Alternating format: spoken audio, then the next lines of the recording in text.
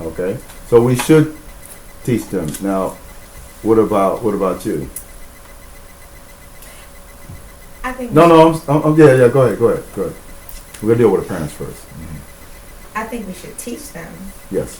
but I think that when teaching them, we should look at the whole picture and not just a portion of the picture. Okay. Being what society mandates as, I guess, as quote unquote superheroes for that group of people, but there are lots of lessons to be learned, whereas they were leaders and they were courageous, but at some point they also, some compromised, and also. Can you do just?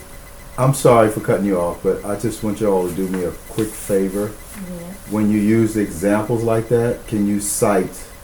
I'm citing. Citing reference. I mean, referencing actual incidents. Incidents. Where that happened and names, please. Thank you. Martin Luther King, for instance, I will start with him. Okay.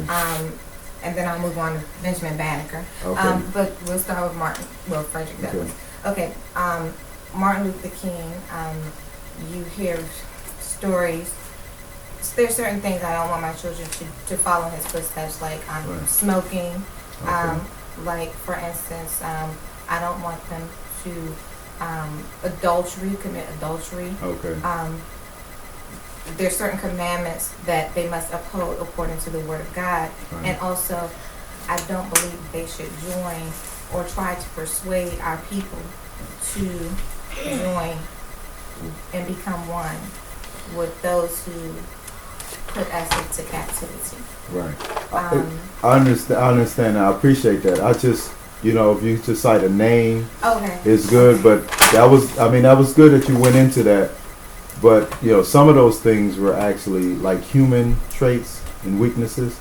I want to focus on just the overall. I know there's controversial issues concerning many of the freedom fighters. I mean, I'm talking about Freemasonry. Right, but what I'm saying is that when I'm dealing with, it's just the overall concept. Okay, if you don't agree that he should be in the lineup or the list of the true freedom fighters, then that can be debated, and maybe he doesn't belong in there. Like but Nat Turner. But there are some brothers and sisters that belong right there. Yes. And that's what I'm dealing with. Just that concept. Should we teach our children? And some of the freedom fighters were not just here in the United States. They were in other parts of the world. But the bottom line is, you believe we should teach our children that. No, but you specified that a certain group of people, and the you said certain group of people that we often see are the individuals in which I name. You well, don't that's true. necessarily see like Nat Turner being spotlighted, or that you're absolutely right. But Nat Turner does get a mention, an honorable mention, and I want to come back to him too as well, because I believe a lot of parents would not do certain things to their children if they had the knowledge. Okay, I don't think most parents would allow so many vaccinations to take place on their children if they were actually privy to, let's say, the ingredients. If they understood exactly what was being injected into their child, would they, from that standpoint of knowing and having that knowledge, would they say yes, sign the permission slip? I just think many times they just don't know, and that's just not in that instance. That's in a lot of instances in which we just do not know certain things. So it's good. You agree. Where's our other participant? Where did she go? I kind of think. Yeah. I thought it's right there though. I kind of think I know what her answer is going to be. But so you believe that? Let's name a couple people.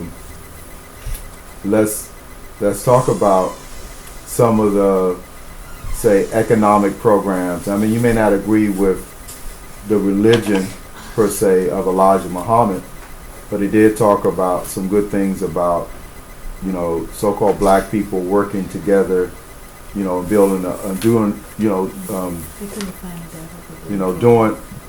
for self,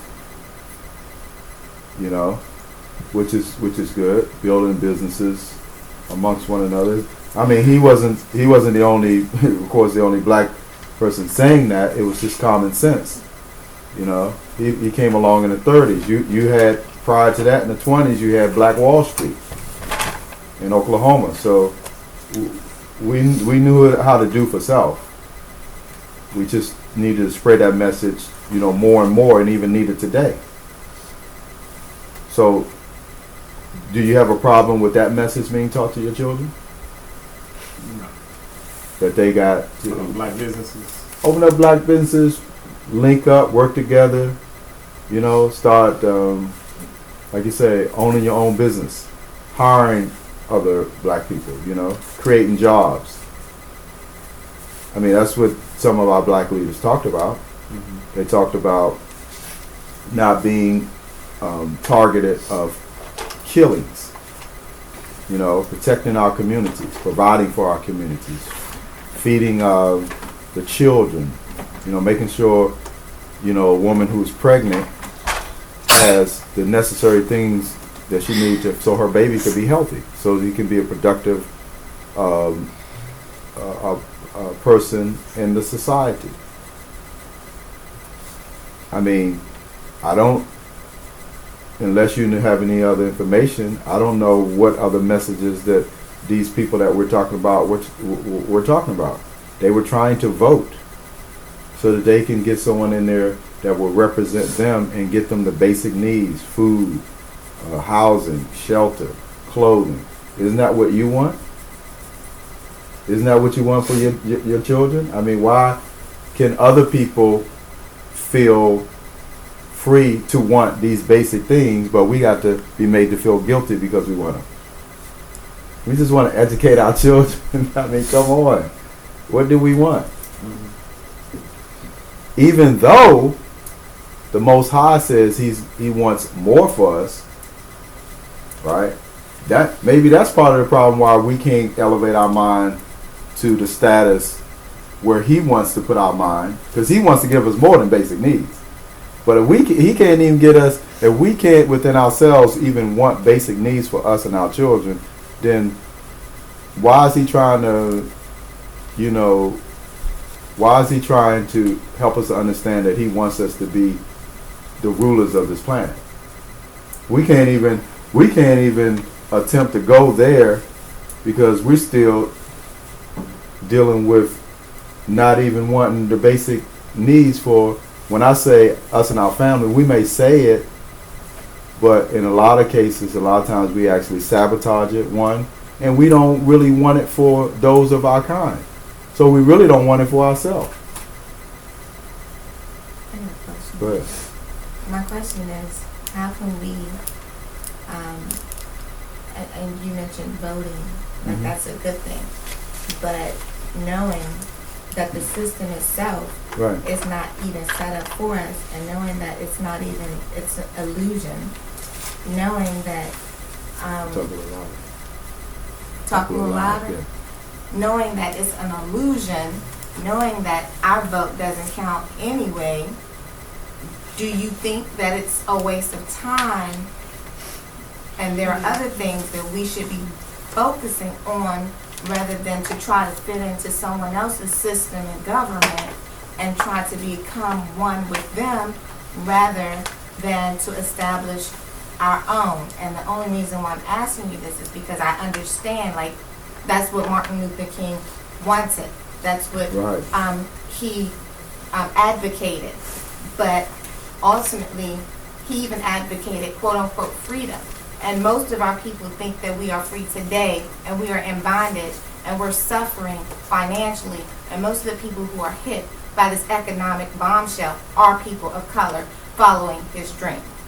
Well, that you're absolutely true. I brought up the voting thing because that was the consciousness of a lot of our people.